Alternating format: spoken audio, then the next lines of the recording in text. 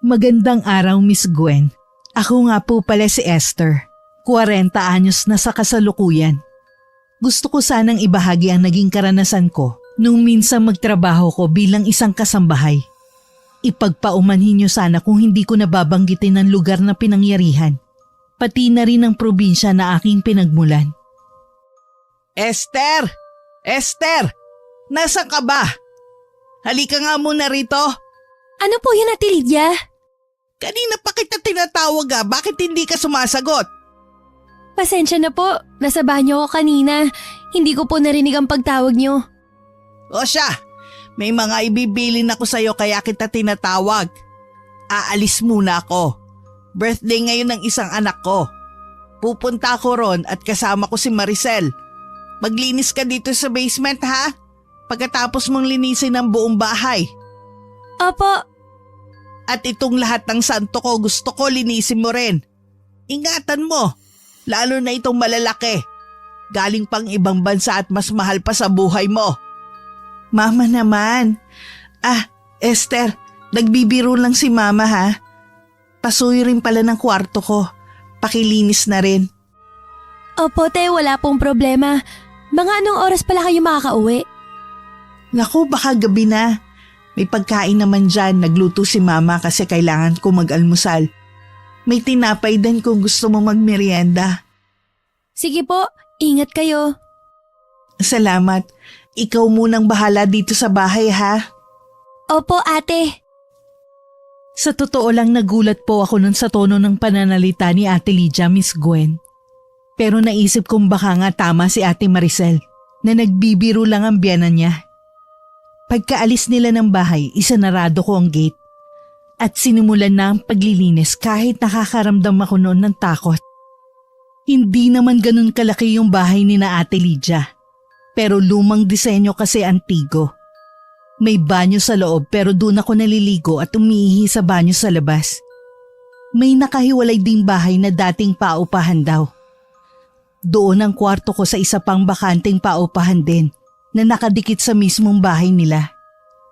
May malalaking puno sa paligid, lalo na sa may likod bahay.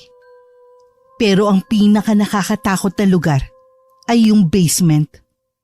Ayoko sanang sundin ang bili ni Ate Lydia dahil natatakot ako sa mga santo niya. Merong halos kasing laki ng 2 taong gulang na bata. Merong ding kulay itim. Habang isa-isa kong nililinis ang mga yun, ay umuusal ako ng taimtim na panalangin. Mula pa kasi nung bata ako, ay may kakaibang takot na ako nararamdaman para sa mga ribulto. Kumusta Esther? Nasunod mo ba lahat ng mga ibiniling ko sa'yo? Opo, Ate Lydia. Mabuti naman. May mga dala kami. Nandun pa sa sasakyan at ibinababa na manugang ko. Pakitulungan mo naman ako na ipasok ang mga yun dito sa loob ng bahay. Sige po. Esther, bago ka muna magpahinga, okay lang bang pumunta ka muna sa kwarto ko? Magpapatulong din ako magpalit ng kobre kama. Wala pong problema, te. Sunod ako dyan pagkatapos kong tulungan si Ate Lydia. Maraming salamat ha. Kumain ka na ba ng hapunan? Dinalhan kita ng kaldereta, pritong manok at lumpia. May 2 slice din ng cake. Talaga po? Oo nga. Okay lang po ba kung doon ko na lang kainin sa kwarto ko? Mas maigi pa nga para maikandado ko na ang pinto. Pagod na rin ako at kailangan ko na magpahinga. Salamat po sa pasalubong, Ate Lydia. Nako, maliit na bagay. Para saan pa't magkakasama tayo rito sa bahay kung hindi tayo magmamalasakit sa isa't isa, hindi ba? Hindi naman ako nagtagal sa kwarto ni Ate Maricel. Pagkatapos naming maayos ang kama, pumunta naman ako sa kusina para kunin ang pasalubong sa akin ni Ate Lydia. Habang kumakain ako ng gabing yon ay masaya ako. Panatagan loob ko dahil napunta ako sa mga mabubuting amo. Yun bang tao ang trato sa kasama sa bahay at hindi katulong o alila. Nasabi ko rin nun sa sarili ko na baka hindi ako maghanap ng ibang trabaho. Dahil okay naman ang napasukan ko. Ate Lydia, may sasabihin po sana ako. Ano yon? Medyo nag-aalala po kasi ako sa pinto ng kwarto ko dahil sira na yung kandado. Oo nga pala, hindi ko pa napapaayos. Pero wala ka naman dapat ipag-alala. Walang mga ngahas pumasok dito sa bahay namin kahit mababa ang bakod at kayang akyatin. Nasa loob ito ng kampo, Esther. Hindi lang po kasi ako sanay lalo't mag-isa lang ako sa kwarto. Nahihirapan po akong matulog. Teka nga, daig mo pa ang anak mayaman ko magsalita ah. Bakit? Malaki ba ang bahay nyo? May sarili ka bang kwarto? O bakit nangangatulong ka kung may kaya naman pala kayo? Di naman po ganun yung ibig kong sabihin. Ay nako, saka na natin problemahin yung tungkol sa kandado ng kwarto mo. Ay iba nga pala ko. Ano bang trabaho ng mga magulang mo sa probinsya? Simpleng may bahay lang po si nanay. Si tatay naman po, foreman sa construction. Pero 4 na taon na po siyang nakakulong. Nakakulong? Opo, Anong kaso? Alam mo bang dati akong warden?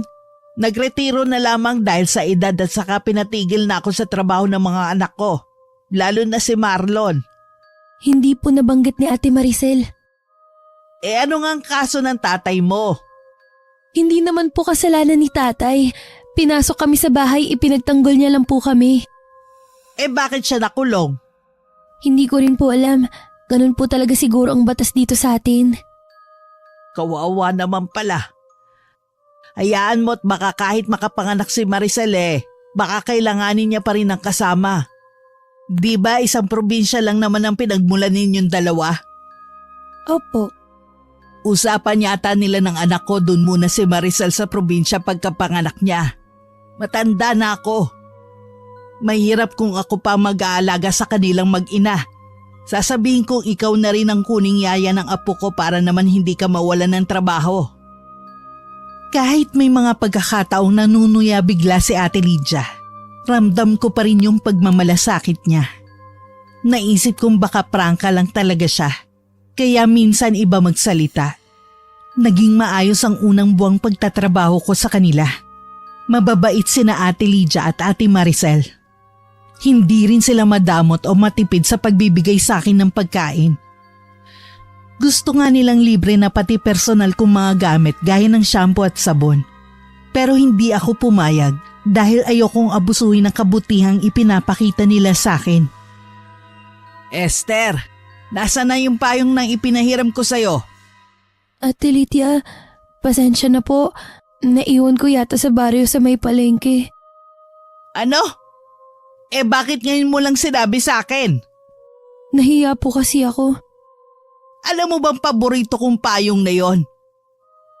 Kaya ako ipinahiram sa'yo para hindi ka mainitan at para hindi ka mabasa kung sakaling umulan. Tapos iwawala mo lang? Hindi ko naman po sinasadya. O sige na, bumalik ka na sa paglalaba. Kahit naman maghapon kang humingi ng pasensya, hindi na maibabalik yung naiwala mong payong. Nagulat po ako, Miss Gwen, sa biglang pagsusungit ni Ate Lydia. Pero nung mga panahong yon, alam ko namang mali ko talaga. Maingat sa gamit ang biyanan ni Ate Maricel, pero hindi ko rin naman talaga ginusto yung nangyari. Kinausap ako ni Ate Maricel sa kwarto niya kinagabihan gamit ang dialekto namin. Ang buong akala ko sa mga susunod na araw ay lilipas din ang inis niya sa akin. Pero nagkamali ako. Tawag niyo raw po ako, Ate Lydia? Oo, linisin mo yung bubong. O hetong walis at sako. Pero takot po ako sa matataas na lugar. Naku Esther, wag mo nga akong artehan. Napakarami mong reklamo. Pintong walang kandado, bawal magbuhat ng mabibigat, takot sa santo. Palibasa yata satanista ka. Hindi ka kumikilala sa Diyos. O baka mangmang ka lang talaga. Sobra naman po kayo magsalita. O bakit? Nasasaktan ka? Masakit talaga ang katotohanan pero dapat mong tanggapin. Hindi ko po talaga kayo umakyat sa bubong. Tsaka di naman po to parte ng trabaho ko. Ang usapan po namin ni Ate Maricel, babantayan ko lang siya at aalalayan. Hoy Esther, Baka nakakalimutan mong anak kong nagpapasweldo sa'yo. Yun na nga po, sila lang po talagang mag-asawa ang amo ko, Ate Lydia. Bastos na pala sagot! Sino ka ba sa palagay mo, ha? Bilisan mo na dyan! Huwag mo nga akong daanin sa pag-iyak-iyak mong hampas lupa ka. Ayoko po, hindi po talaga ako aakyat. Ah, ganon, ha? Ha? Ha? Aray ko po, Ate Lydia! Ang buhok ko po masakit! Ingrata ka! Inuubos mong pasensya kung punyeta ka! Aakyat ka o kakalbuhin kita? Aakyat na po. Bilisan mo na! Leche ka, susunod ka rin pala, ang dami mo pang drama. Huwag na huwag kang bababa dito hanggat hindi mo nalilinis lahat ng kalat dyan sa bubong. Dahil malilintikan ka talaga sa aking babae ka. Takot talaga ako sa matataas na lugar lalo na kung sa may bubong, Miss Gwen. Isa pa, hindi naman talaga dapat babaeng gumawa nun. At lalong hindi parte yun ng trabaho ko kay Ate Maricel. Sobrang init ng ulo ni Ate Lydia nung mga oras na yun. Bukod sa sampal, ay sinabunutan niya rin ako. At halos kalad ka rin paakyat sa bakod na tutuntungan ko para lang makaakyat sa bubong ng bahay nila. May mga basag na bote sa ibabaw ng bakod kaya nahirapan ako at lalong natakot umakyat sa bubong. May mga kable rin ng kuryente na halos nasasagi ng ulo ko kapag bigla akong tumatayo para magwalis doon. Habang nasa bubungan ako, iyak ako ng iyak. Masamang-masama ang loob ko. Gusto ko nang umalis doon. Pero hindi naman ganun kadali lalo't wala akong ibang mapupuntahan. Mabuti sana kung makakahanap ako agad ng ibang mapapasukan. Iniisip ko rin si Ate Maricel. Maselan yung pagbubuntis niya kaya kailangan talaga ng kasama. Lalo't sa Maynila nagtatrabaho nun si Kuya Marlon at buwanan lang ko umuwi. Parang tunay na kapatid na rin ang turing ko sa kanya. Halos 6:00 na ng gabi nung matapos ako maglinis sa bubong ng bahay ni na Ate Lydia. Kung mahirap umakyat, mas mahirap palang bumaba. Pero tiniis ko lahat yun alang-alang kay Ate Maricel. Te Maricel, may sasabihin po sana ako sa inyo. Tungkol ba kay Mama Lydia? Esther, pagpasensyahan mo na lang siya. Pero di na po maganda ang ginagawa niya. Minura niya ako kahapon at sinaktan. Hindi ko yun naranasan mula sa sarili kong mga magulang. Esther, Maghahanap na lang siguro ako ng ibang mapapasukan, te. Pasensya ka na, pero di ko matatagalan ang ugali ni Ate Lydia. nakikiusap ako sa'yo. Kahit para man lang dito sa dinadala ko, Esther. Wala akong ibang mahahanap na kapalit mo na mapagkakatiwalaan. Kahit si Marlon malaki na ang tiwala sa'yo. Alam niya kasing mabait ka, totoong may malasakit sa akin. Bakit di na lang tayo umuwi sa probinsya, Ate Maricel? Gusto ko man wala akong magagawa. Napag-usapan na namin mag-asawa na dito muna ako habang hindi pa nanganganak. Alam mo namang masela nitong pinagbubuntis ko at napakahirap ng ospital sa probinsya natin, Esther. Kaya nakikiusap ako sa'yo. Sana samahan mo ko hanggang sa makapanganak ako. Hindi ko po maipapangako, pero susubukan ko. Salamat, Esther. Maraming salamat sa'yo. Mas nanaig pa rin noon ang awat malasakit ko kay Ate Maricel, Miss Gwen. Hindi kaya ng loob ko na iwan siya at pabayaan. Lalo pat nang tumagal ay nakita ko na rin kung paano siya talaga tratuhin ng malupit niyang biyanan. Awang-awa ko nun sa kanya. Kasi kailangan niyang tiisin lahat ng yun dahil lang sa pagmamahal niya kay Kuya Marlon. Mata pobre si Ate Lydia. Pati anak nitong babae, inaapi si Ate Maricel. Laking probinsya raw kasi kaya kahit teacher, mababa pa rin ang tingin nila kay Ate Maricel. Madalas ko siyang mahuli noon na umiiyak sa may likod bahay kapag wala ang biyanan niya. Kaagad ko siyang dinadamayan, lalo't alam kong makakasama sa kalagayan niyang madalas na pag-iyak. Oh, ano pang tinatanga-tanga mo riyan, Esther? Magwalis ka na dun sa labas. Napakaraming laglag na dahon sa mga puno ng mangga. Pagkatapos mo dun maglinis ka naman ng banyo. At pagkatapos mo sa banyo, paliguan mo yung mga aso. Baka humakagat ako, Ate Lydia. Di naman po sanay ang mga alaga nyo na ako yung magpapaligo sa kanila. Mabuti nga yon na magkarabis ka, boba. Ang dami mo pang satsat. Sundin mo na lang lahat ng inuutos ko sa'yo, bilis! Sabi po ni Ate Maricel, mag-almusal daw po muna ako. Ha? Almusal ba ka mo? Ang kapal din naman ng mukha mo, no? Wala ka pa nga nagagawa, gusto mo na agad lumamon? Marami na po akong nagawa. 5:00 pa lang, gising na po ako. Nalinis ko na po yung dumi ng mga aso, banyo sa labas, at nakapagwalis na po ako sa may likod bahay. Ikaw talaga, napakahilig mo talagang sumagot na babae ka, ha? Anong akala mo, kaya mo na ako? Bakit? Sinong pinagmamalaki mo? Yung tatay mong kriminal? Hindi ako natatakot sa'yo kahit may dugong mamamatay tao ka pa. Punyeta ka talaga! Aray! Ah! Aray, Ate Lydia! Tama na po, Ate Lydia! Nasasaktan po ako! Kasalanan mo kung bakit ka nasasaktan. Dahil balasubas ka. Palibasa walang pinag-aralan. Ma, tama na po, maawa naman kayo kay Esther. Huwag kang makialam dito, Maricel. Kung bakit ang kinuha mong alila, hindi disiplinado. Kilala po ng buong pamilya ko si Esther. Mabait po siya at mapagkakatiwalaan. Mapagkakatiwalaan? Tiloloko mo ba ako? Nagpapasok ka ng anak ng isang kriminal sa pamamahay ko. Mama, hindi po masamang tao si Esther pati ang tatay niya. Pweh! Unang kita ko pa lang sa babaeng yan, wala na akong tiwala sa pagmumuka. Kaya naman pala may dugong sanggano. Hoy Esther, binabalaan kita ha. Subukan mo lang na gumawa ng kawalangyaan dito sa pamamahay ko. Sinasabi ko sa'yo, may paglalagyan ka talaga sa akin. Magsasama kayo ng ama mong kriminal sa kulungan.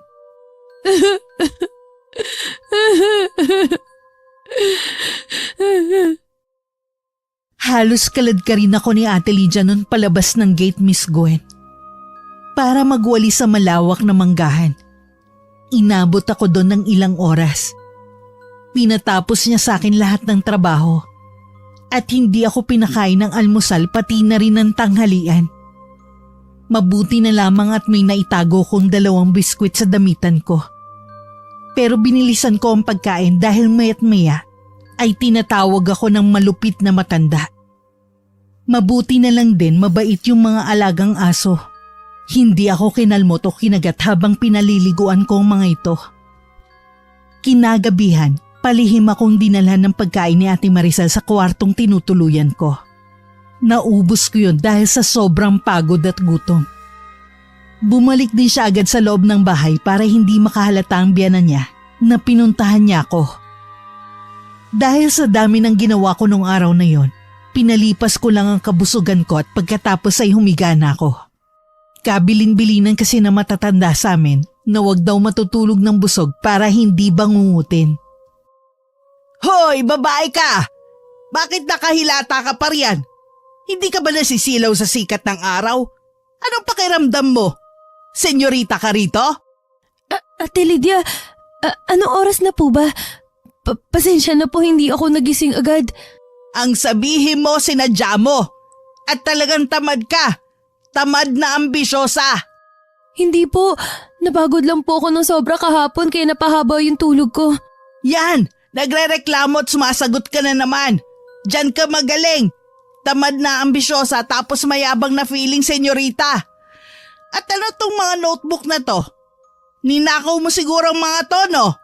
Naku, hindi po. Sa akin po yan. Binili ko nung unang sahod ko. Nagsusulat po kasi ako ng mga kwento. Nagsusulat? Bakit? Nangangarap ka bang maging manunulat? Talaga nga palang ambisyosa ka. Huwag mo nang pangarapin pa ang kung ano-ano dahil hindi bagay sa'yo. Habang buhay ka na magiging alila, alipin, hampas lupa. Yan ang itatak mo dyan sa kukote mong walang laman.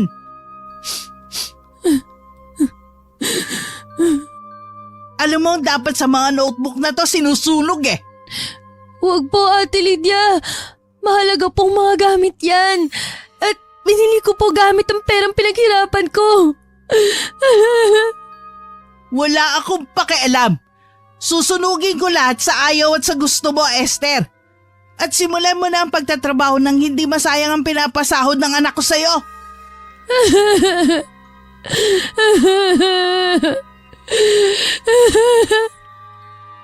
Wala nga akong nagawa ng sunugin na matandang mga notebook ko. Masama ang loob ko ng mga oras na yon. Hindi ko na kayang tiisin pa ang mga pang-aalipusta sa akin ni Ate Lydia. Isinumpa ko sa sarili ko na pagbabayaran niya lahat ng mga panlalait, pang-aapi at pananakit niya sa akin. Hindi ko siya mapapatawad at sisiguraduhin kong magdurusa siya ng matindi. Isang planong nabuo sa isip ko, pero hindi ko yun ipinaalam kay Ate Maricel. Sinamantala ko ang pagkakataon nang minsan magsimba si Ate Lydia. Banal kasi ang tingin na matanda sa sarili niya. Kinuha ko ang isa kong maruming damit at binasa yun. Pagkatapos inilagay ko sa tubig na inumin yung pinagpigaan. May mga naririnig kasi akong kwento noon sa probinsya namin na ganun daw ang ginagawa ng mga nangangamuhan sa Maynila na pinagmamalupitan ng mga amo nila. Hindi ko alam kung totoo nga yun at epektibo. Pero ang mahalaga, sinubukan ko. Pagkatapos ng hapunan, naghugas ako ng mga pinagkainan namin ni Ate Maricel. Siniguro kong hindi siya makakainom ng tubig na para lamang sa kanyang biyenan. Lalabas na sana ako nang makisuyo siya na ipagplansya ko ng bestidang isusuot kinabukasan dahil kukonsulta siya sa doktor niya. Habang nagpaplansya ako sa kwarto ni Ate Maricel, biglang pumasok si Ate Lydia. Hindi namin namalayan ang pagdating nito dahil nalibang kami sa pagkukwentuhan. Kanina pa kayo, Mama? Kinalimutan mo na naman yung bilin kong linisin ang mga santo ko. Ha? Mama, wag po! Ate Lydia, talagang sumusobra na kayo. Ikaw ang sumusobra na sa katangahan. Dapat lang talaga sa'yo plansyahin din eh. Napakasimpleng instruction, hindi mo masunod, gaga. Mama! Ate Maricel, may dugo ka. Nakita mo nang ginawa mo, Esther. Malas ka talaga eh. Ano pang tinutunga mo dyan? Tumawag ka ng tricycle at dadalhin natin sa ospital si Maricel. Kaagad akong tumalima kahit sobra akong natataranta nung mga oras na yun. Bukod sa takot ako sa dugo, nag-aalala rin ako kay Ate Maricel at sa dinadala niya. Nang sa wakas ay makakuha na ako ng masasakyan namin, bumalik ako sa loob ng bahay para ipaalam yung kay Ate Lydia. Pero sa halip na isama ako, nagpasya siyang iwanan na lang ako para may bantay sa bahay at sa mga aso. Huwag ka magnanakaw ng kahit ano dito, naiintindihan mo. At kapag tumawag si Marlon, sabihin mo may pinuntahan lang kami ng asawa niya. Opo, Ate Lydia. Nang maiwan ako mag-isa sa bahay ay nanlumo ako, Miss Gwen. Maya-maya naaalala ko yung tungkol sa nilagay ko sa tubig. Hindi ko alam kung nakainom na ba si Ate Lydia o hindi pa. Medyo nangihinayang ako nang maisip ko na pumalpak ang plano kung painumin siya gamit ang paraang alam ko. Pero mas mahalaga pa rin sa akin ang kaligtasan ni Ate Maricel nung mga oras na yon. May ibang pagkakataon pa naman para makaganti ako sa malupit niyang biyanan. Nang tumawag si Kuya Marlon ay sinunod ko yung bilin sa akin ni Ate Lydia. Hindi ko ipinaalam sa amo kong lalaki ang nangyari sa asawa nito. Kinabukasan biglang umuwi si Ate Lydia. Kumuha ito ng mga gamit ni Ate Maricel. Nagluto rin ng matanda ng pagkaing dadalhin sa ospital. Mabuti na lamang at nakapaglinis kaagad ako ng bahay bago ito dumating. Kamusta na po si Ate Maricel? Magpasalamat ka't walang nangyari sa kanya lalo na sa apo ko.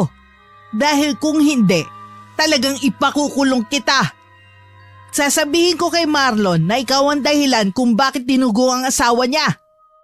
Kundi lang dahil nauuto ng Maricel na yon ang anak ko. Nung kang pagtiisan kung makasama kayong dalawa rito sa pamamahay ko. Nakakasuka kayo, mga hampas lupa! Tama na po, Ate Lydia! Tama na po! Para yan sa pag-iwan mo sa payong ko. Sa palagi mong pagsagot-sagot at mambabastos sa akin. Sa mga sakit ng ulong dinudulot mo sa akin. Salot ka sa buhay ko, Esther! Salot ka! Salot! Aray! Ate Lydia, tama na po! Masakit na! Tama na po! Nanay ko! Hindi tumigil ng matanda sa paghampas ng payong sa akin hanggat hindi ako napupuno ng pasa sa mga braso at mukha. Sinamantala nitong wala si Ate Maricel para masaktan ako ng tuluyan. Iyak ako ng iyak pagkatapos. Ni hindi ito nag-iwan ng pagkain para sa akin. May tindahan sa malapit pero hindi ako makalabas nun para bumili ng tinapay dahil bukod sa masakit ng katawan ko, makikita rin ng mga tao mga pasa at sugat ko. Awang-awa ako nun sa sarili ko. Kung dati binala kong umalis na lang at maghanap ng ibang trabaho, nung mga oras na yun ay nababalot ng matinding galit ang puso ko. Hindi ako aalis hanggat hindi ko naigagante ang sarili ko sa lahat ng mga pang-aabuso sa akin ni Ate Lydia. Hayop kang patanda ka! Magbabayad ka ng mahal sa mga ginawa mo sa akin!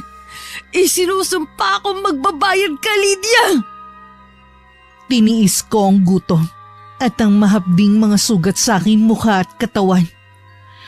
Magdamag akong umiyak habang nagpaplano kung paano ko sisingilin si Ate Lydia sa mga atraso niya sa akin. Pinagbigyan ko lang si Ate Maricel sa pakiusap nitong samahan ko muna habang nasa malayo si Kuya Marlon. Pero hindi ko sukat akalaing kalbaryo palang magiging kapalit ang pag-alis ko sa probinsya namin, Miss Gwen. Halos 1 linggo sila sa ospital. 1 beses lang umuwi si Ate Lydia. Sa loob ng 5 araw, puro tubig lang naging pantawid gutom ko. Pati prutas kasi kinuha ng matanda. Hindi pa rin ako makalabas ng bahay dahil kitang-kita pa rin ang mga bakas ng pananakit sa akin ni Ate Lydia. Nang makauwi sila, ginawa lahat ng matanda para hindi ako makita ni Ate Maricel. Sigurado kasing sasama na naman ang loob niya kapag nalaman niyang sinaktan ako ng biyenan niya. O ito, gamot. Ipahid mo riyan sa mga pasamo. Lalo kang pumangit sa paningin ko. Uuwi si Marlon ngayon linggo. Kailangan magaling na lahat yan bago siya dumating. Nagkakaintindihan ba tayo? Tamang-tama po. Pagdating ni Kuya Marlon, magpapaalam na ako sa kanya. At saan ka naman pupunta, Aber? Uuwi na po ako sa probinsya namin. Sa palagay mo papayagan kitang umalis? Lintik ka! Hirap na hirap akong magbantay kay Maricel sa ospital. Sasabihin ko sa anak ko na babawasan ko ng 1 linggo ang sweldo mo para sa buwan na to. Bakit naman po? Buong 1 linggo halos walang tigil ako sa paggawa ng mga trabaho dito sa bahay. Di ba sa'yo na din mismo nang galing na ang trabaho mo? Bantayan ng manugang kong hilaw. Pues akong gumawa nun nung ma-ospital si Maricel. Kaya sa akin mapupunta ang 1 linggong sahod mo, gaga. Wala akong nagawa ng mga oras na yun kundi umiyak na lang ulit. Sinunod ko ang utos ni Ate Lydia at sa awa ng Diyos. Bago dumating ang asawa ni Ate Maricel, hindi na gaanong halata ang mga pasako sa muka at mga braso. Kapag kaharap ang mag-asawa, maayos ang pakikitungo sa akin ni Ate Lydia. Pero bumabalik din yun sa dati kapag kami na lang dalawa. Hindi ko naman magawang magsumbong kay Kuya Marlon lalo't nauna siya nakausapin ako. Ah, Esther, kamusta ka? Mabuti naman po. Ibinigay na ba ni Mama yung mga pasulubong ko sa'yo? Po, wala po akong natatanggap. Si Mama talaga oh. Sigurado nakalimutan na naman niyang iabot sa'yo. Pagpasensya mo na lang siya, matanda na kasi. Opo. Tsaka, oo nga pala, maraming salamat sa pag-aalaga mo kay Maricel. Panatag ang loob sa trabaho dahil alam kong maaasahan ka at mapagkakatiwalaan. May sasabihin po sana ako. Esther, nabagis sa akin ni Maricel na napapaisip ka maghanap ng ibang trabaho dahil kay mama. Nakikiusap ako sa'yo. Huwag mo munang iwan ang asawa ko. Kahit samahan mo man lang siya hanggang sa makapanganak. Hayaan mo, dadagdagan ko ang sweldo mo. Huwag mo lang ganong pansin at isipin si mama. Basta ang isipin mo, kami ni Maricel ang mga amo mo. Ramdam ko ang sinseridad ni Kuya Marlon. Hindi ko natanggihan ng pakiusap niya sa akin. Bago siya umalis ulit, ay ipinaalala niya sa akin ang mga bilin niya. At tinupad ang pangako sa akin na dadagdagan niyang sweldo ko. Bakit binibigay mo sa akin ng sahod mo, Esther? Pwede po bang ikaw na lang munang magtabi niyan para sa akin? Saka ko na lang po kukunin kapag uuwi na tayo ng probinsya. Pero matagal pa yun. Maghihintay pa tayo ng mga 5 buwan o 1 taong pagkapanganak ko. Pwede po bang ikaw na muna rin ang bahalang magpadala kay nanay? May nangyari ba nung nasa ospital ako? Wala naman po. Basta nakikiusap po ako. Sa'yo na lang po munang mga sahod ko. Hay, sige na nga. Pero sigurado ka ba na okay ka lang? Kung may problema, sabihin mo sa akin. Wala naman pong problema. Oo nga pala, te. Pwede ba akong magsimba sa linggo? Oo naman. May 1 araw na pahinga ka talaga kada linggo at bayad yun, Esther. Salamat po. Sino palang kasama mo? Baka may boyfriend ka na, halagot ako sa nanay mo. Naku, wala po. Ako mag-isa lang ang magsisimba at pagkatapos, mamamasyal po ako sa plaza. Sige, basta mag-iingat ka. Opo, te. Salamat. Kapag araw ng linggo, wala sa bahay si Ate Lydia. Kaya naman malaya akong nakaalis para magsimba. Tiniyak naman sa akin ni Ate Maricel na okay lang siyang maiwang mag-isa sa bahay. Nangako rin akong hindi ako magtatagal sa bayan. Habang nasa loob ng simbahan, nagdasal ako ng taimtim, Miss Gwen. At hindi ko napigilang mapaluha pagkaalala ko sa lahat ng masamang karanasan ko mula sa biyanan ni Ate Maricel. Humingi ako sa Panginoon ng lakas at mas mahaba pang pasensya para kayanin pa ng loob kong samahan ng matagal si Ate Maricel. Magaan ang pakiramdam ko paglabas ko ng simbahan. Bago ko tuluyang makalabas papunta sa plaza, may nahagip ang mga mata ko. Isang matandang lalaki na nagtitinda ng sampagita, kakanin at iba pa. Hindi ko alam kung bakit para akong hinahatak ng mga paa ko papunta sa kanya. Mukhang nakakatakot yung matanda lalo na sa malapitan. Kakaiba ang aura nito. Hindi ordinaryo. Titig na titig ito sa akin na para bang nababasang laman ng isipan ko. Gusto mo ba ng sampagita, apo? O ng merienda? Magkano po yung sampagita, Lolo? Ay, dahil mabuti ang kalooban mo, libre na lang para sa'yo. Po, naku, magbabayad po ako, Lo. May tao kang gustong gantihan. Po, Pwede kitang tulungan. hindi ko po kayo maintindihan, Lolo. Nakita na kita kaninang papasok ka pa lamang sa simbahan. Malungkot ang aura mo. Mabigat. May namumuong matinding galit sa puso mo na kailangan mong mailabas. Lolo. Huwag ka nang umiyak. At huwag ka na matakot. Eto, ipahid mo itong panyo sa talampakan mo. Para saan po? Basta sundin mo na lang ang sinabi ko. Ito na po, naipahid ko na sa talampakan ko. Sa'yo na ito, apo. Pigaan mo pagkatapos mong basain. At yung pinagpigaan mo, ihalo mo sa tubig ng taong iyong kinasusuklaman. Paano niyo po nalaman ng tungkol doon, Lolo? Basta, malalaman mo kapag nagkita ulit tayo. Sigurado kong babalik ka ulit dito para hanapin ako. Kahit gulong-gulo ang isip ko ng mga oras na yun, sinunod ko pa rin ang mga sinabi sa akin ng matandang lalaki. Pagdating ko sa bahay, natuwa ako nang malamang wala pa rin si Ate Lydia. Kumuha ko ng tiyempo para mapigaan ng galing sa panyong bigay ng matanda, yung tubig na inumin ng biyanan ni Ate Maricel. Nakaramdam ako ng pananabik ng mga oras na yon. Hindi na ako makapaghintay pa sa pag-uwi ni Ate Lydia. May hinala na ako noon kung anong hiwagang bumabalot doon sa matandang lalaki sa simbahan. Pero hindi ko pa sigurado kung tama nga ako. Sa susunod na pagsimba ko ay malalaman ko rin ang sagot. Basta ang tanging mahalaga sa akin noong mga oras na yon ay mapainom ko kay Ate Lydia ang tubig na pinigaan ko ng panyo. Nilinis mo ba ang pinakamamahal kong santo sa basement, Esther? Ate Lydia, nakalimutan ko. Nakalimutan mo o sinadya mo? Mababawasan ang pagiging banal ko dahil sa katangahan mo. Lilinisin ko na lang po bukas. Anong bukas? Ngayon mo lilinisin. Doon ka sa basement magdamag. Hindi kita palalabasin doon hanggat hindi ka natatapos sa paglilinis sa mga santo ko. Pero, Ate Lydia, ayoko pong makulong sa basement kasama ng mga santo. Mas mainam yon. Para naman mahawahan ka kahit konti ng kabanalan ko. Hala, sige na. Kumilos ka na dyan. Bilisan mo ang pagkuha ng walis at pandakot tsaka basahan. Kung ayaw mong masaktan na naman. Ate Lydia, ayoko po dito. Ate Lydia! Mabulok ka dyan, gaga ka.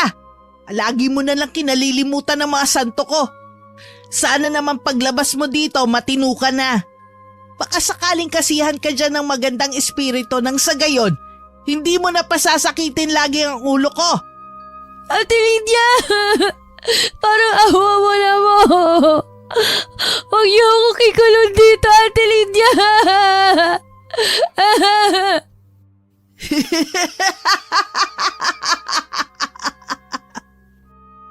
Kahit may ilaw naman ang basement, takot na takot pa rin ako, Miss Gwen.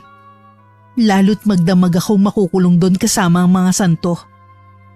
Habang isa-isa ko nililinis ang mga yun, ay patuloy din sa pagpatak ang mga luha ko. Nahiling ko noon na sana habang nasa basement ako, mainom na ni Ate Lydia ang inihanda kong tubig para sa kanya. Nang sa ganun ay makaganti na ako sa lahat ng kalupitan at pang-aabuso niya sa akin. Kahit pagod at antok na ako noon, ay tinapos ko pa rin ang paglilinis sa mga ribulto. Pagkatapos naupo ako sa sulok ng basement at umiyak ako ng umiyak. Hanggang sa hindi ko na malayang nakatulog na pala ako. Naalimpungatan ako dahil sa mahinhing tapik sa aking balikat kinabukasan. Ate Maricel? Magandang umaga, Esther. Halika na, sabayan mo ako mag-almusal. Ang mama mo? Tulog pa, kaya bilisan na natin. Pasensya na talaga, Esther. Bumawi ka na lang ng tulog mamayang gabi. Huwag ka mag-alala, ate. Okay lang ako. Ikaw yung mas inaalala ko. Kayo nang dinadala mo, te. Maayos kami. Inaalagaan ko ang sarili ko. Tara na habang mahimbing pa ang tulog ni Mama. Nakapagtimpla na ako ng kape. May pritong itlog at pandesal din. Kumain ka ng marami, ha? Salamat, ate. Kagaya ng bili ni Ate Maricel, binilisan lang namin ng pagkain ng almusal. Parehas kami nag-aalala na baka maabutan kami ni Ate Lydia sa kusina. Nagboluntaryo si Ate Maricel na siya na ang bahala sa mga plato. Ako naman ay nagsimula ng maglinis ng bahay pagkatapos ko maghilamos. Nagulat ako nang pagbalik ko sa kusina si Ate Maricel ang nagluluto. 11:00 na yun ng umaga pero tulog pa rin daw ang biyanan niya. Bigla akong kinabahan, Miss Gwen. Naalala ko yung matandang lalaki sa simbahan at yung panyong binigay nito sa akin. Pinigilan kong mapaiyak na maisip ko na baka patay na si Ate Lydia. Hanggang sa bigla ko siyang narinig na nagsasalita mula sa aking likuran. Mukhang masarap yung niluluto mo, naka. Mama, gising ka na po pala. Naamoy ko kasi yung niluluto mo. Ano ba yun? Tinola po. Parang gusto ko kasing humigop ngayon ng mainit na sabaw. Kain na po kayo ng almusal. Hindi na. Tanghali na rin naman. Hihintayin ko na lang yung tinola mo. Teka, nag-almusal na ba tong si Esther? Opo. Isinabay ko na kanina. Binuksan ko na rin po yung basement para makalabas na siya. Ganun ba? Ay, salamat naman. Tinanghali kasi ako ng gising eh.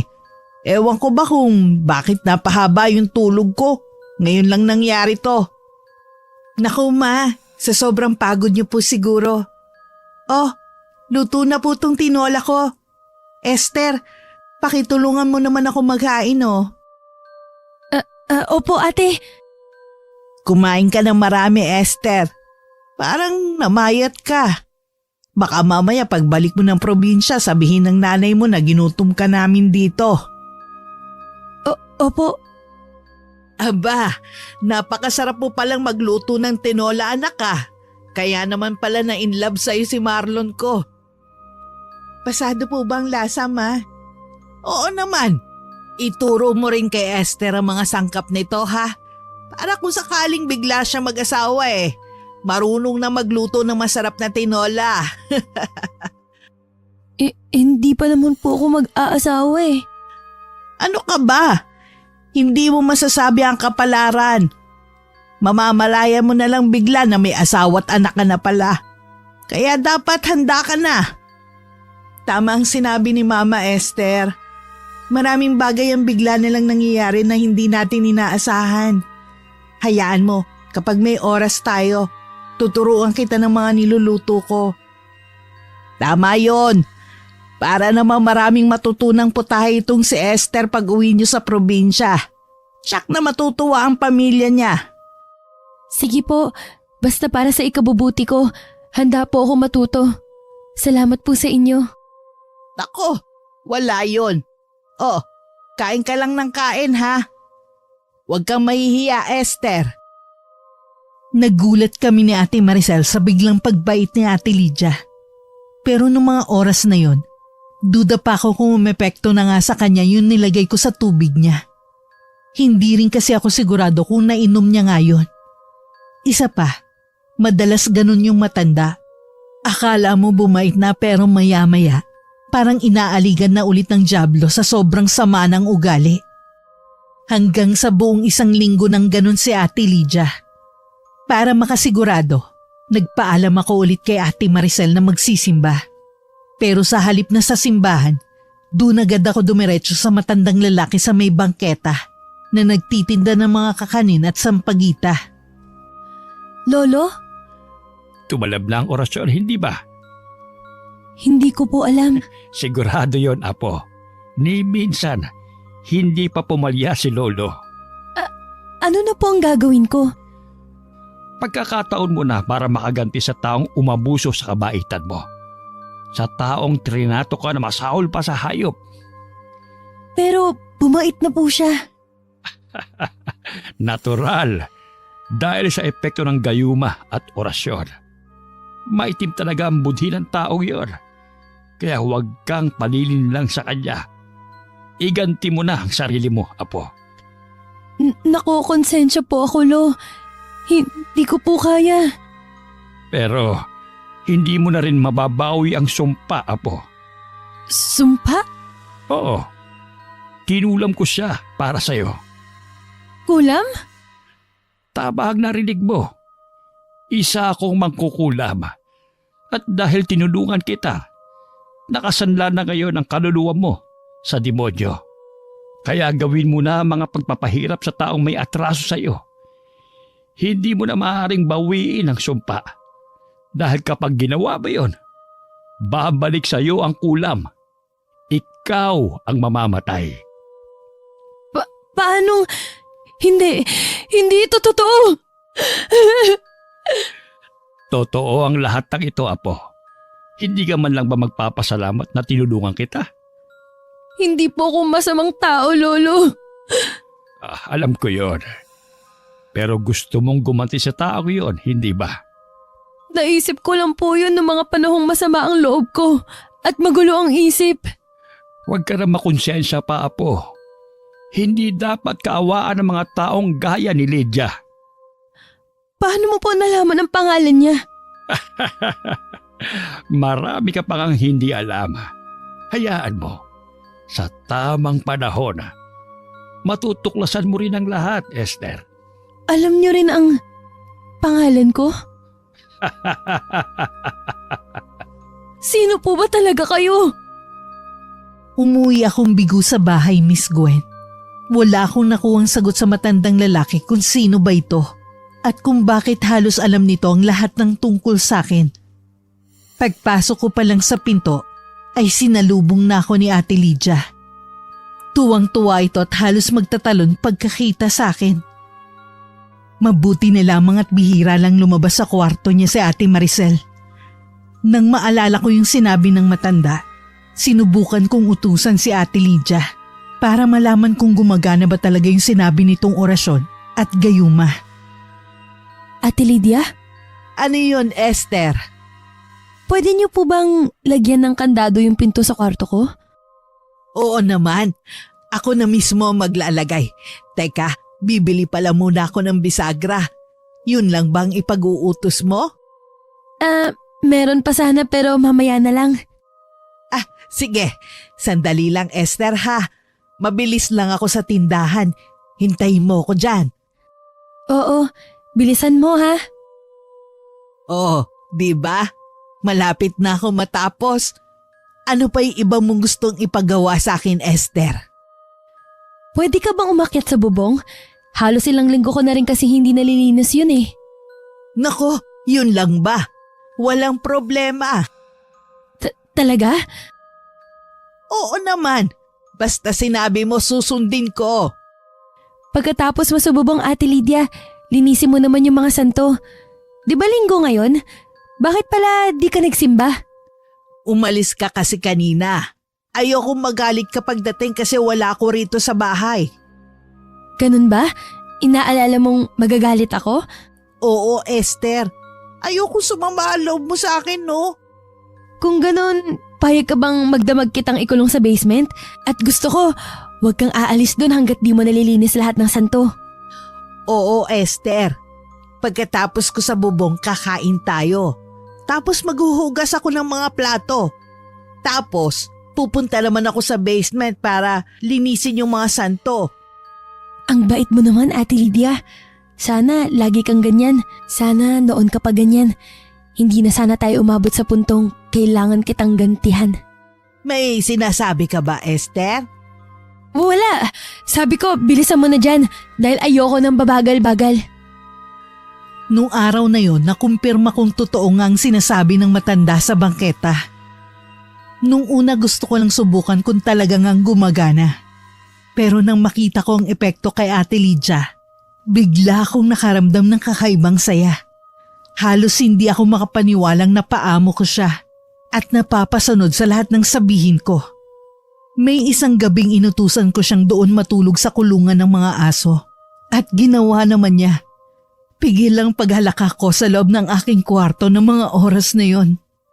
Pero binantayan ko si Ate Lydia. Ginawa kong lahat para hindi makahalata si Ate Maricel. Gabi-gabi kong pinipigaan ng marumi kong damit ang inumin niya at dahil doon, palaging tanghali na akong magising siya, Miss Gwen. Pero wala ngang lihim na nananatiling lihim dahil hindi ko maitatago na matagal kay Ate Maricel ang mga kakaibang nangyayari sa kanyang biyanan.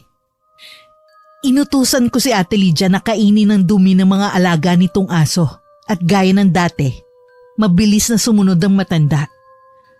Malapad ang pagkakangisi ko habang pinapanood ko siyang sarap na sarap sa pagkain.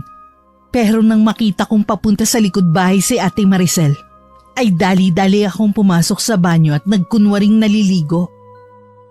Mama! Anong ginagawa niyo? Esther! Esther! Ma! Ano ba kayo? Anong nangyayari sa inyo? Bakit niyo ginagawa yan? Bakit ba? Bakit ka ba umiiyak, anak? Ang sarap kaya. Gusto mong tikman? Ito hati tayo. Ayoko, ma. Hindi po pagkain yan, dumi ng aso yan. Esther, asan ka ba? Te Maricel, bakit po? Si Mama. Hindi ko alam kung ano nangyayari kay Mama. Ate Lydia, tama na po yan. Tigilan mo na ang pagkain yan. Pasensya na, Esther, ha? Huwag ka na magalit. Hindi na ako uulit. Ano nangyari kay Mama? Paano ko to ipapaliwanag kay Marlon kapag nalaman niya? Hindi ko rin po alam, te. Hindi kaya senyalis yan o simptomas sa pag-uulyanin? Pero ngayon lang ako nakaengkwentro ng gaya ng kaso ni Mama. Parang hindi normal. Ano kaya kung tumawag ka na magtatawas? Te, di ko po alam kung saan dito makakahanap ng ganon. Di ko naman kabisado tong lugar. Hayaan mo, babantayan ko na lang si Ate Lydia. Huwag ka nang masyadong mag-alala at baka makasama pa sa kalagayan mo. Esther, kahit alam kong ayaw sa akin ni Mama, parang tunay na ina na rin ang turing ko sa kanya. Hindi kaya ng loob kong makita siyang ganyan. Alam ko naman yun. Tahan na, te. Ako na bahala kay Ate Lydia. Humanga ako sa kabutihan ng puso ni Ate Maricel, Miss Gwen. Sa kabila ng lahat, hindi niya pa rin magawang magtanim ng sama ng loob sa kanyang malupit na biyanan. Pero magkaiba kami ng sitwasyon. Hindi niya dinanas ang mga naranasan ko kay Ate Lydia. Hindi lang ako nito sinaktan ng pisikal at emosyonal. Inalipusta din ng paulit-ulit ang pagkatao ko. At ang pinaka hindi ko mapapatawad na ginawa nito sa akin ay ang pang-iinsulto sa tatay ko. Noong mga panahong yon, tuluyan na rin nabalot ng galit ang buong pagkatao ko. Naging uhaw ako makaganti sa lahat ng mga atraso sa akin ni Ate Lydia. Bukod sa dumi ng aso, inutusan ko rin itong inumin ng sarili nitong ihi. Pero parang kulang pa lahat ng yon, Miss Gwen. Hindi pa rin ako kontento sa mga pang-aapi ko sa matanda. Gusto kong samantalahin ang pagkakataong yon na tumatalab pa ang orasyon at gayumang ginamit dito ng matanda. Kahit paano naman ay pamilyar ako sa mga barang at kulam. Yung may mga insektong lumalabas bigla sa katawan ng isang tao. Pwedeng galing sa tenga, sa ilong, sa mga mata. May mga kaso rin namang sa bibig nagmumula o sa bituka. Pero mas nagustuhan ko ang paraan ng pangungulam ng matanda sa bangketa. Nahahawig yun sa kulam na gamit ay buhok na ninakaw sa taong gusto mong gantihan. Ang epekto, unti-unti itong mawawala sa katinuan at gagawa ng mga bagay na sa hayop mo lang makikita. Gaya ng paggapang at pagtago sa mga kagubatan. Mas gusto kong pahirapan ng matagal si Ate Lydia. Yung tipo maghihirap at magdurusa siya ng matindi bago malagutan ng hininga. Nararapat lang yun sa mga malulupit at matapobreng gaya niya. Nang sumunod na araw ay nagulat ako dahil biglang dumating sa bahay si Kuya Marlon. Ma, umuwi ako para dalhin ka sa doktor. Kailangan malaman natin kung anong talagang nangyayari sa'yo. Doktor? Ayoko! Dito lang ako! Pagagalit si Esther tsaka sino ka ba? Hindi kita kilala! Ayoko sumama sa'yo! Esther! Esther, paalisin mo siya! Kukunin niya ako! Ate Lydia, siya po si Kuya Marlon. Bunso niyo. Kuya Marlon? Oo, Mama. Ano bang nangyayari sa'yo? Maayos ka pa naman nung huling uwi ko ah. Esther, saan ba huling nagpunta si Mama bago siya nagkaganyan? Sa pagkakaalala ko po sa simbahan, Kuya. Kinabukasan po, nagbago na lang siya bigla. Hindi kaya nanuno si Mama? O na maligno? Marcel, hindi kami naniniwala sa mga ganyan. Pinanaki kami ni Mama na Diyos lang ang pinaniniwalaan. Kung patitignan ko man siya, sa doktor lang at hindi sa mga albularyo o magtatawas. Pasensya na. Sana bumalik na sa dati si Mama. Walang inaksayang oras si Kuya Marlon.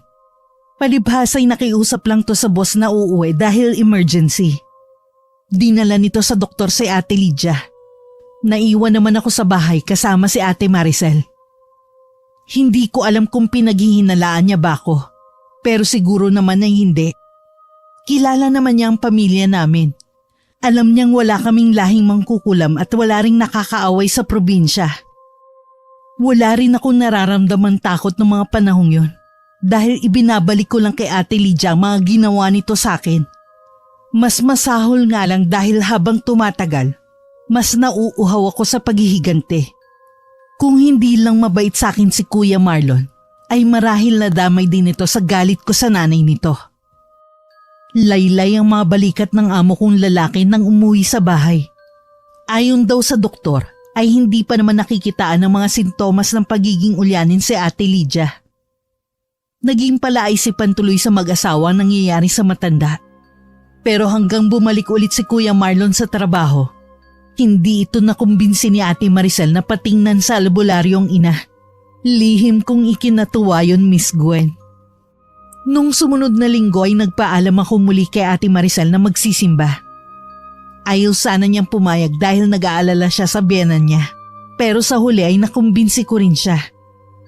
Kailangan ko kasing balikan yung matanda sa bangketa dahil marami pa akong mga katanungan na wala pang kasagutan. Nandito ka ulit, Apo. Marami po kayong dapat sabihin at ipaliwanag sa akin. Nag-iba na ang aura mo.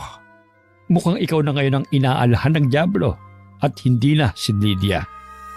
Sino ba talaga kayo? Mahalaga pa ba yun? Nasisiya ka naman sa mga ginagawa mong pagpaparusa sa kanya, hindi ba? Hindi, Lolo. Kulang pa ang lahat ng yun ng kapalit sa mga atraso sa akin ng matandang yun. Tuluyan na ngang nabalot ng puot ang puso mo, Esther.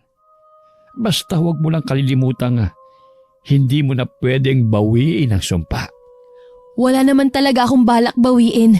Ayoko pang mamatay.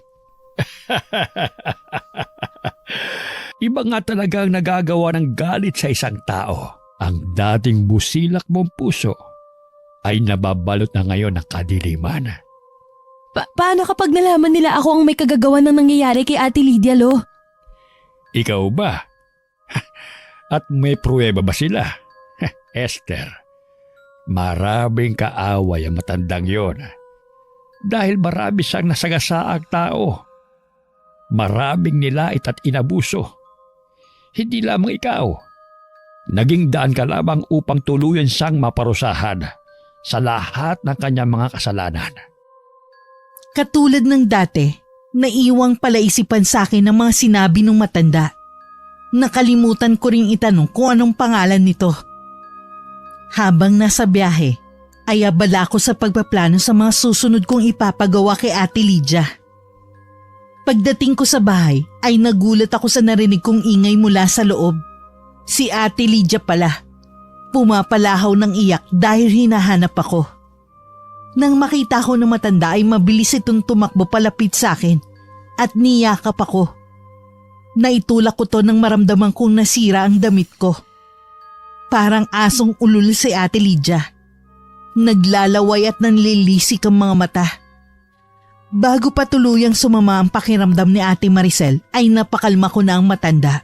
Bumalik ito sa maamong kilos at itsura. Nang sabihan ko tong umupo lang sa sofa, ay agad itong tumalima na parang isang maamong tupa. Hindi ko na talaga alam ang gagawin ko kay Mama Esther. Hindi naman niya tayo sinasaktan, te. Mas mabuti na nga yan kaysa dati. Anong ibig mong sabihin? Naisip ko lang po, baka karma yan ni Ate Lydia. Malupit kasi siya at mata pobre. Esther! Pasensya na, te. Pero nagsasabi lang ako ng totoo. Hindi kaya may nakaaway siya tapos may ginawa sa kanya? Kung kulam, hindi dapat ganyan. Ibig kong sabihin, may kinalaman yun sa mga insekto sa pagkakaalam ko.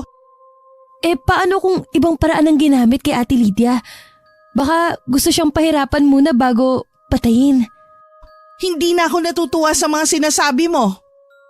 Opinyon ko lang naman yun, te. Wala rin naman akong alam sa mga kulam-kulam na yan. Pero tignan mo ang biyanan mo. Tahimik lang naman siya. Parang napakabait at napakaamo. Sana talaga. Walang ibig sabihin ang nangyayari kay Mama. Kahit hindi na siya bumalik sa dati basta walang masamang mangyari sa kanya. Saka pa lang ako tuluyang mapapanatag. Hayaan mo, te. Isasama ko si Ate Lydia sa mga dasal ko. Salamat, Esther. Kahit naging napakalupit sa'yo ni Mama, hindi ka pa rin nagtanim ng galit sa kanya. At salamat kasi hanggang ngayon sinasamahan mo pa rin kami dito. Aalis lang ako dito kapag okay ng lahat, Ate Maricel. Hindi na nakita ni Ate Maricel ang pagguhit ng ngisi sa aking labi. Tumalikod na kasi siya para bumalik sa kwarto niya. Nahagip ng mga mata ko ang payong sa may salas. Kaya may nabuo na namang masamang plano sa isip ko nung mga oras na yon. Hinintay ko munang makatulog si Ate Maricel bago ko niyaya ang biyanan niya sa likod bahay. Doon na inutusan ko itong hampasin ng sarili gamit ang paborito nitong payong. Dahil doon ay nagsipagtahulan ng mga alaga nitong aso. Kaya lalong uminit ang ulo ko, Miss Gwen. Maingay sila, Lydia. Nakakarindi sa tenga. Patayin mo sila. Patayin mo sila gamit yung hawak mong payong. Ngayon na. Masusunod, Esther.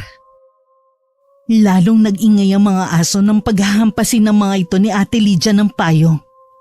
Sa pag-aalala kong baka magising si Ate Maricel, inutusan ko ang matanda na gumamit ng bato para mas mabilis. Kaagad itong kumuha ng malaking tipak ng bato sa may hardin at isa-isang pinukpok sa ulo ang mga alaga nito. Hindi tumigil si Ate Lydia hanggat hindi nababasag ang mga bungo ng 3 hayop. Pati ang mga katawan nito ay dinurog ng matanda. Blanko lang ang ekspresyon ko habang pinapanood ko ang ginagawa niya. Ayoko sanang idamay ang mga alaga nila, pero mas lalong ayoko malaman ng amo ko ang mga ipinagagawa ko sa biyanan niya. Masunurin ka talaga, Lydia. Pero alam mo namang hindi pwedeng makita ni Ate Maricel ang mga yan, di ba? Baka ma-hospital ulit siya. Magagalit sa'yo ang anak mong si Marlon. Baka palayasin ka niya dito sa bahay. Anong gagawin ko, Esther? Linisin mo yung mga kalat mo at bilisan mo. Bahala ka na kung saan mo sila itatapon. Basta, dapat walang maiwang bakas. Maliwanag ba, Lydia? Oo, Esther, maliwanag. Kapag hinanap sila ni Ate Maricel, sabihin mo, di mo alam, na baka nakawala nang hindi natin namamalayan. Oo, tatandaan ko. Sandali lang ha. Lilinisin ko muna tong mga kalat ko. Mabilis sa mga kilos ni Ate Lydia. Ingat na ingat din itong huwag makalikha ng ingay. Nang matapos niyang linisin ang mga dugong nagkalat sa lupa at sa kulungan, ay ipinatuloy ko sa kanyang pananakit sa sarili gamit ang payong. Sige lang, Lydia. Sige pa. Huwag kang titigil hanggat di napupuno ng mga sugat ang katawan mo. Dapat lang na maranasan mo ang mga ipinaranas mo sa akin.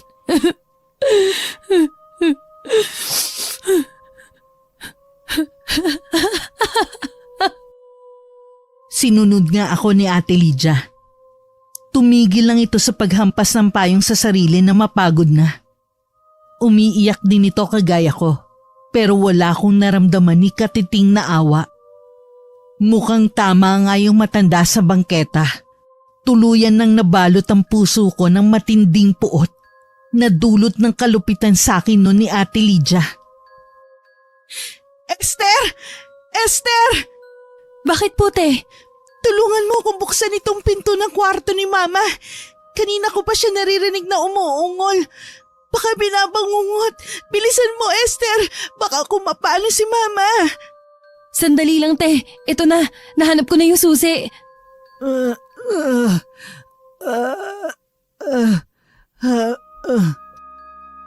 Ma?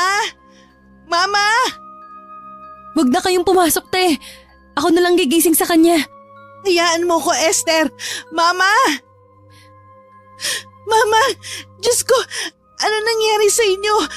Bakit puro kayo sugat sa mukha at katawan? Huwag ka na magalit sa akin, Maricel. Huwag mo ko isusumbong kay Marlon ha. Baka palayasin niya ako. Hindi po, Mama. Hindi ko kayo isusumbong kasi wala naman kayong ginawang masama. At hindi po kayo palalayasin ni Marlon. Basta, wag mo ko isusumbong ha. Parang awa mo na wag mo ko isusumbong ha. Opo, Mama. Huwag ka nang umiyak. Esther, tulungan mo akong gamutin ang mga sugat ni Mama. Mukhang tama ang sinabi mo. Baka may kumukulam nga kay Mama.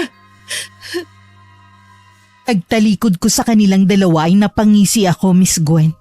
Hindi na ako paghihinalaan ni Ate Maricel. Dahil kumbinsido na siyang kulam ang dahilan ng mga nangyayari sa kanyang biyanan.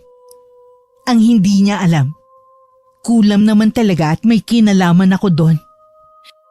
Tinulungan ko pa rin siyang gamutin si Ate Lydia. Kahit ako naman talaga ang may kagagawan kung bakit ito napuno ng sugat sa buong katawan. Bago rin matapos ang araw na yon, nalaman ni Ate Maricel na nawawala ang mga alaga nilang aso. Ma, nasaan ang mga alaga natin? Nakawala ba? Pinakawalan mo po ba? Hindi ko alam. Wag mo ko isusumbong kay Marlon. Wala akong kasalanan. Hindi ko sila pinatay. Hindi ko sinasadya, Maricel. Ano pong ibig niyo sabihin? Ayoko silang patayin. Mahal ko mga alaga natin, alam mo yan. Pero, maingay sila. Naririndi ang tenga ko. Kaya ano, Ma? Kaya pinatay ko sila. Pinukpok ko ng bato sa ulo at sa katawan. Tapos, itinapon ko sa basurahan. Diyos ko, bakit ba nangyayari ang lahat ng to? Pero, wag mo ko isusumbong kay Marlon na. Maniwala ka, hindi ko sinasadyang patayin sila. Hindi ko na alam kung anong gagawin ko sa inyo. Hindi ko na alam kung kakayanin pa ng utak ko mga problema dito sa bahay. Hindi makakain ng gabing yon si Ate Maricel. Sobrang panlulumo ang naramdaman niya nang malaman ang ginawa ng biyanan sa mga alaga nila. Ayaw naman niyang ipaalam pa kay Kuya Marlon ang nangyari para hindi ito mag-alala. Dahil ayokong may mangyaring masama sa amo kong buntis, pinalipas ko muna ang ilang araw bago ko isinagawa ang susunod kong plano. Nang sa tingin ko'y nakalimutan na ni Ate Maricel ang tungkol sa mga alaga nilang aso, kinausap ko ulit si Ate Lydia sa may likod bahay. Lydia, pumunta ka sa basement mamaya. Maglilinis ba ako ulit doon, Esther? Hindi. Gusto ko, basagin mo at wasakin ang lahat ng mga santo naroon. Wala kang ititira kahit isa. Sige, pero baka magalit si Marlon. Baka palayasin niya ako, Esther. Hindi siya magagalit dahil walang magsusumbong. Ikaw, hindi ka ba magsusumbong? Bakit ko naman gagawin yon? Magkakampi tayo, Lydia. Lahat ng mga ginawa mo, nasaksihan ko. Pero di ba wala akong ibang pinagsabihan? Sikreto lang nating dalawa. Marunong akong magtago ng sikreto, Lydia. Ikaw ang hindi. Kasi sinabi mo kay Ate Maricel na pinatay mo yung mga alaga nyo. Huwag ka na magalit, Esther. Hindi ko na uulitin yun. Mula ngayon, lahat ay magiging sikreto lang natin. Talaga? Oo, Esther. Pangako.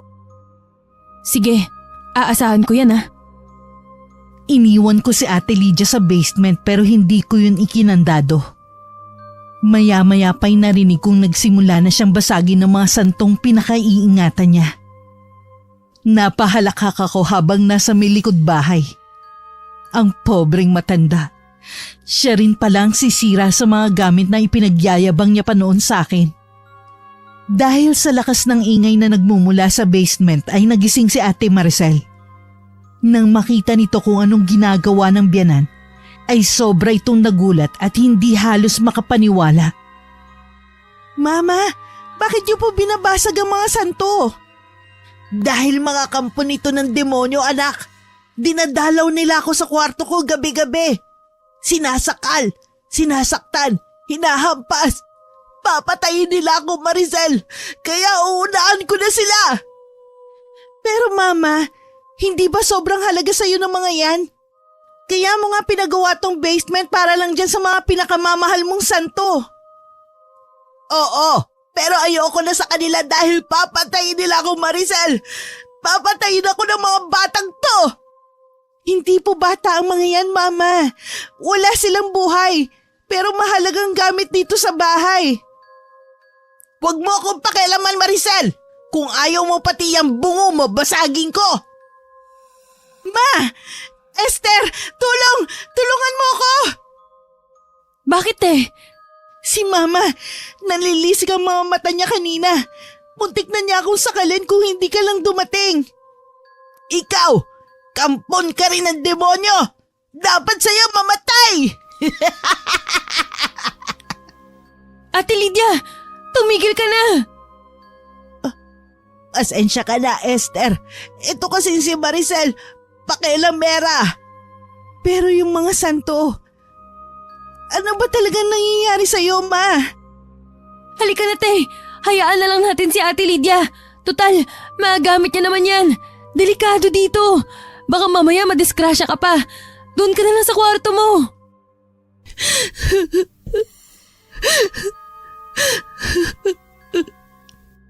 Wala na nga nagawa si Ate Maricel para pigilan ang biyanan niya. Umiyak na lang siya ng umiyak sa kwarto niya. Si Ate Lydia naman ay umiiyak habang winawasak ang mga ribulto sa basement. Maya-maya ay bigla itong tatawa ng malakas sabay balibag sa pinto. Noong mga oras na yon, parang unti-unti na akong inuusig ng budhi ko. Masyado na ring malayo ang naabot ng galit ko kay Ate Lydia. Ang buong akala ko ay magiging masaya ako kapag nakaganti na ako sa kanya. Pero hindi pala. Parang hindi ko nakilala ang sarili ko. Napakalayo ko na sa dating ako, Miss Gwen. Kinabukasan nagpa siya akong bumalik sa bangketa. Pero wala na ron ang matandang lalaking nagtitinda ng kakanin at sampagita. Hindi ko man nakuha ang pangalan nito. Kabisado ko naman ang itsura. Nagtanong-tanong ako sa mga naroon. Nagbabaka sakaling nakita nila yung matanda sa ibang parte ng simbahan. Pero nagulat ako nang sabihin nilang wala raw ganong matanda na nagagawi sa lugar.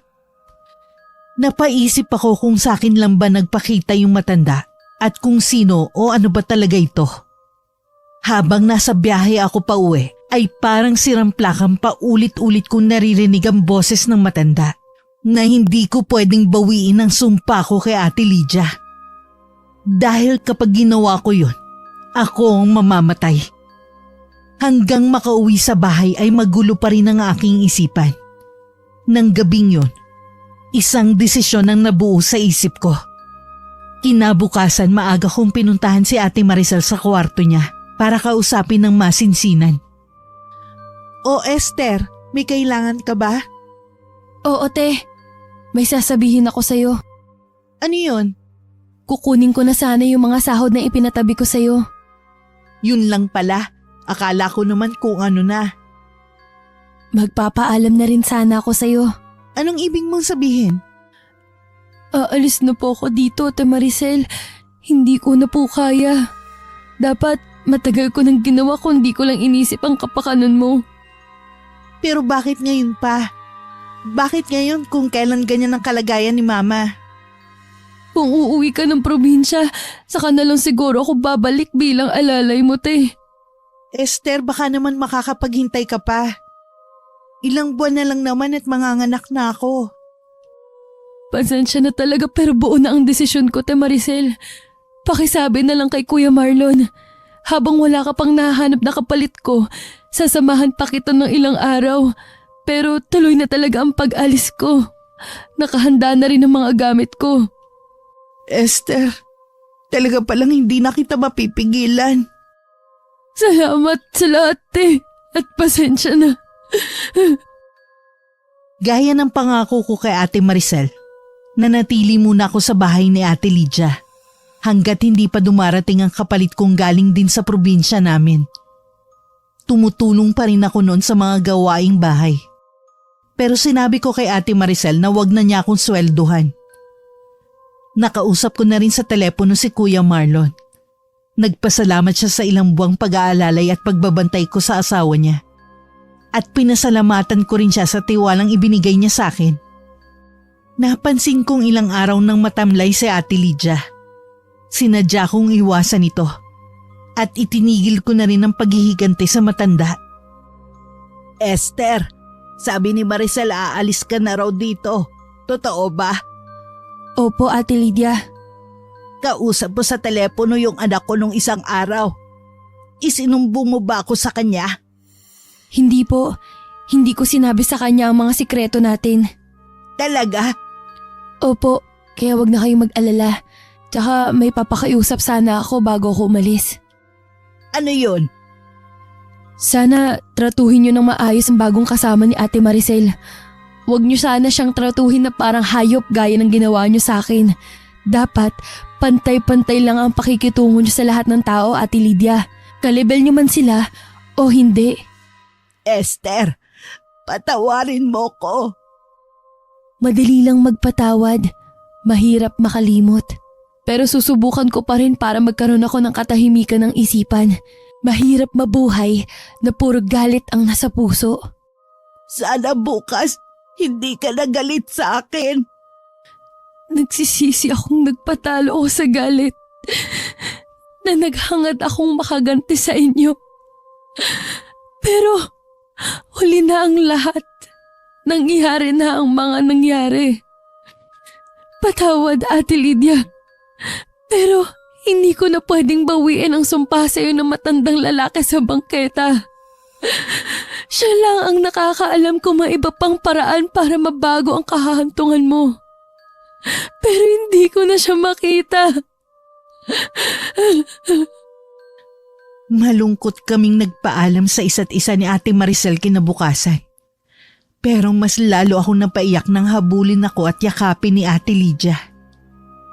Marahil nga'y napagtanto nito ang mga kasalanang nagawa sa akin at pinagsisisihan na. Mabigat pa rin ang loob ko nang sumakay ako sa bangkang maghatid sa akin sa probinsya. Makalipas ang 1 buwan, nabalitaan ko sa nanay ni Ate Maricel na nagpakamatay daw si Ate Lydia. Pero bago yun nabaliw muna ang matanda. Hanggang isang araw, natagpuan na lang nila itong walang buhay sa loob ng basement. Puno ng saksak ang buong katawan at nakahiga sa ibabaw ng mga nawasak na rebulto. Ang hinala raw ni na Ate Maricel, si Ate Lydia rin mismong sumaksak sa sarili nito dahil tuluyan ng tinakasan ng katinuan. Sa huli, kamatayan pa rin ang naging kabayaran sa lahat ng kanyang naging kalupitan sa akin, Miss Gwen. Iniyakan ko ng palihim ang balitang yon. Kahit naman nakauwi na ako sa probinsya namin, nanatiling sekreto ko lang ang lahat ng mga karanasan ko kay na Ate Lydia. Lalong-lalo na yung ginawa kong pagganti sa kanya. Nakita kong umiiyak ng nanay ko at nag-usisa siya kung bakit. Sinabi ko na lamang na naaalala ko si tatay. May mga gabi noon na dinadalaw ako ni Ate Lydia sa panaginip. Sigurado akong inuusig ako ng aking konsensya dahil sa aking mga nagawa. Napagtanto kong wala rin akong halos pinagkaiba kay Ate Lydia nang ibalik ko sa kanya ang mga pang-aapi niya sa akin noon. Isang araw nakatanggap ako ng sulat mula kay Ate Maricel. Lilipat daw sila ng bahay at gusto niya akong kunin na tagapag-alaga ng kanyang anak. Balak niya kasing bumalik sa pagtuturo. Hindi ako agad nakapagpasya. Pero sa huli, mas pinili ko pa rin bumalik sa kanya dahil wala rin naman akong ibang alam na mapapasukan sa syudad. Hindi ako agad dumiretso sa bahay ni na Ate Maricel. Dumaan muna ako sa simbahan para magpasalamat sa ligtas kong pagbiyahe. At nagulat ako na makita ko ulit yung matanda na ilang linggo ko ring hinanap noon pero hindi ko natagpuan. Kumusta ka na, Esther? Sasabihin niyo na ba sa akin ngayon kung sino o ano kayo?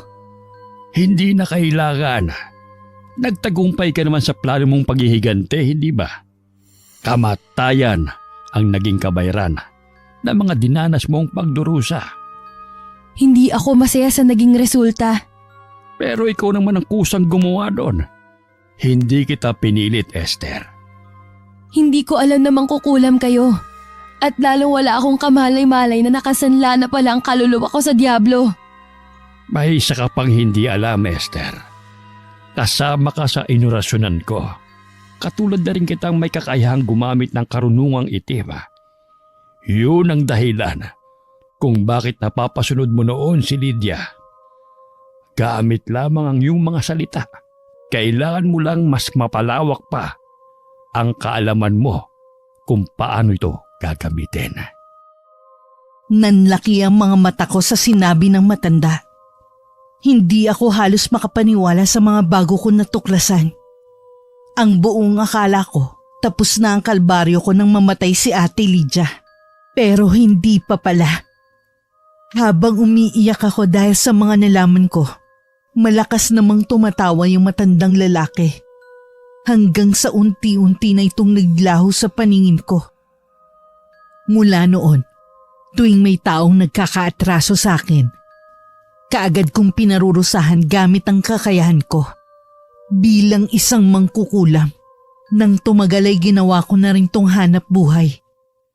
Tumatanggap ako ng bayad kapalit ng pagkitil ko ng mga buhay. Wakas. Magandang araw, Miss Gwen. Ako nga po pala si